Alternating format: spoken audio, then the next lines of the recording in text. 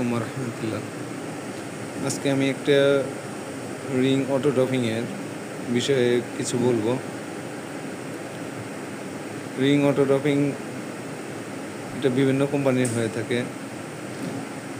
স্ক্রিনে যে মেশিনটা দেখতে পাচ্ছেন এটা ইন্ডিয়ান একটা ব্র্যান্ড, অ্যাসপায়ার এক্সেল। এটা অটো ড্রপিংটা বেশ কিছু সুবিধা এবং অসুবিধা রয়েছে। অটো ড্রপিংয়ে সুবিধার মধ্যে বলতে গেলে এটা দিয়ে ড্রপিং করলে সুতার গুণগত মান ঠিক থাকে, এমটি ববিন স্থাপন সময় কম লাগে, ম্যান পাওয়ার কম লাগে। বিশেষ করে অটো ড্রপিংয়ের ম্যান পাওয়ার প্রবলেমটার জন্যই এই অটো ড্রপিংটা বানানো হয়েছে। সম্পূর্ণ রোবোটিক সিস্টেম। আপনারা দেখতে পাচ্ছেন একটা ফুল কপস কীভাবে প্রেশারের মাধ্যমে, এয়ার প্রেশারের মাধ্যমে উঠানো হচ্ছে। এয়ার প্রেশারের মাধ্যমে ওঠানোর পরে এটা এমটি ববিন আবার স্থাপন করবে। পরবর্তীতে এটা আপনি মেশিনটা আবার রানিং হয়ে যাবে। এক্ষেত্রে কোম্পানির সময় এবং মানি দুটোই সেভিং হয়। আর অসুবিধার মধ্যে কিছু কিছু পরিলক্ষিত হয়, যেমন এমটি ববিন ঠিকমতো ওঠে না। দেখা গেছে সেন্টার মিল না থাকলে এটা বেশিরভাগ মিসিং করে।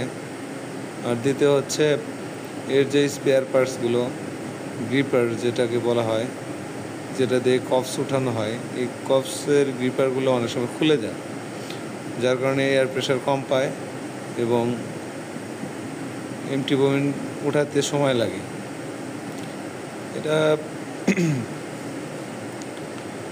যখন আপনার এয়ার প্রেশার কম হয় সেক্ষেত্রে মেশিনটা আর কাজ করে না। যখন এয়ার প্রেশার গ্রিপারগুলো লাগানো হয় তখন আবার ঠিকই কাজ করে।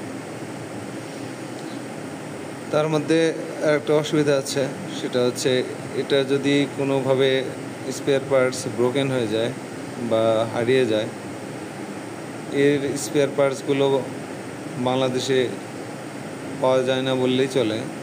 সেক্ষেত্রে কোম্পানি থেকে ইম্পোর্ট করে তারপরে নিয়ে এসে লাগাতে হয়।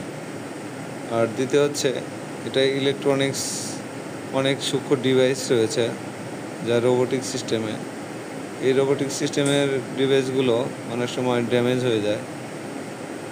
এর রোবোটিক সিস্টেমের যে আপনার ইলেকট্রনিক্স ডিভাইসগুলো, এগুলো বাংলাদেশের বাজারে খুবই কম পাওয়া যায়।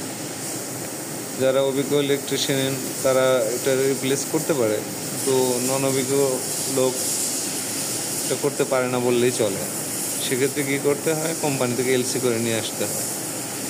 আর একটা হচ্ছে এটা চালাতে অভিজ্ঞতা প্রয়োজন আছে। অভিজ্ঞ ছাড়া এই মেশিনটা হ্যান্ডেলিং করা খুবই কঠিন।